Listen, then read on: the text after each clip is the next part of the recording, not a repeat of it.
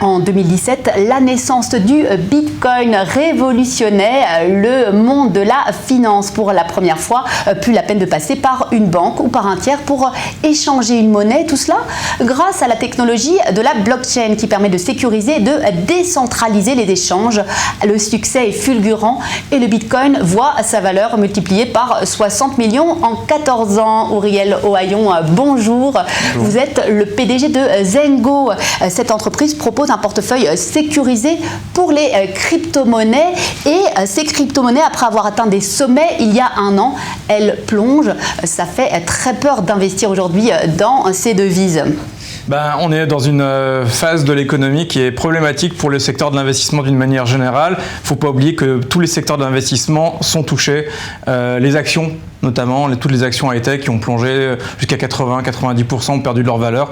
Effectivement, les crypto-monnaies aussi. Alors les crypto-monnaies ont à peu près une dizaine d'années d'existence, 12 ans plus exactement avec le Bitcoin, comme vous venez de l'évoquer, qui a suivi plusieurs cycles de croissance explosive, comme vous l'avez dit, mais qui sont, comme tous les secteurs de l'investissement, aussi touchés par la récession dans laquelle on se trouve, qui est une récession systémique de l'économie et du système financier d'une manière générale. Donc là, on est dans une phase où les valeurs ont beaucoup fondu, où il y a eu une succession de scandales en série, dont la plateforme centralisée FTX. FTX, c'est quand même la deuxième plateforme d'échange de crypto-monnaies. Elle s'effondre, vous l'avez dit, il y a un mois, et c'est 32 milliards de dollars qui s'envolent. Où est passé cet argent? En fait, ce qu'il faut savoir, c'est que FTX en fait, était une escroquerie. Et non pas une opération traditionnelle.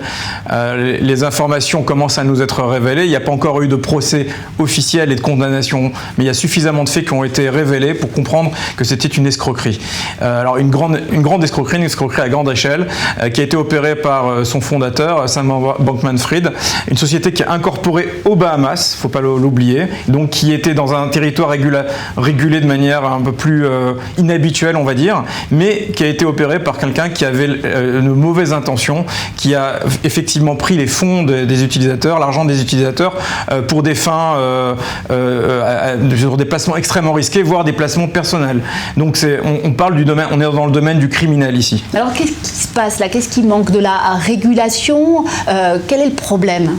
Alors le problème, il est d'abord systémique, c'est qu'aujourd'hui une grande majorité des crypto-monnaies ne sont pas détenues par les utilisateurs, comme c'était la promesse du Bitcoin, c'est-à-dire dans un porte-monnaie sécurisé, mais sur des systèmes de type banque, où on donne son argent et sa clé privée à un acteur de type FTX. Et quand ça se passe, on est dans une boîte noire, l'acteur, s'il est malicieux, peut faire ce qu'il veut avec cet argent. C'est ce qui s'est passé dans le cas de FTX. Alors, est-ce que la régulation aurait pu sauver cet accident, ce naufrage?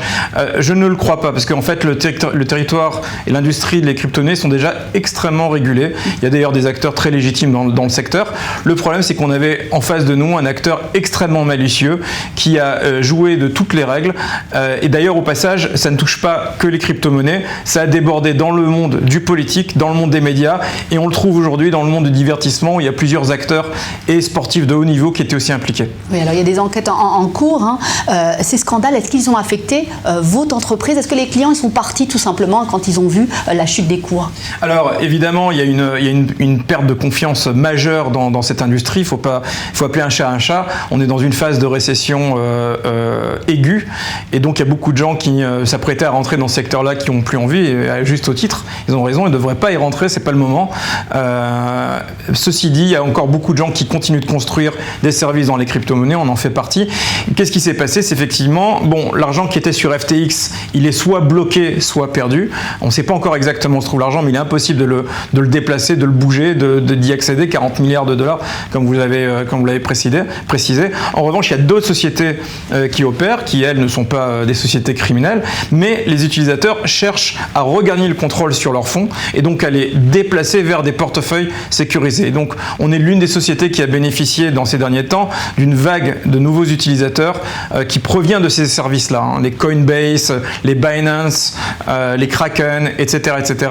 Et on a vu un afflux massif de nouveaux utilisateurs Donc on est relativement optimiste vers l'avenir parce que cette industrie est cyclique. On traverse des phases de haut, des phases de bas. Là, on est dans une phase de bas, mais on pense qu'il y a des nouvelles règles qui sont en train d'être comprises, c'est-à-dire l'importance de contrôler ces fonds et de ne pas les déléguer à des tiers sans comprendre ce qui se passe. Donc ce qu'on comprend, c'est que c'est un investissement ultra risqué et il faut le faire avec des professionnels. Je vous remercie beaucoup, Aurel Ohayon, et je rappelle que vous êtes le PDG de Zengwo.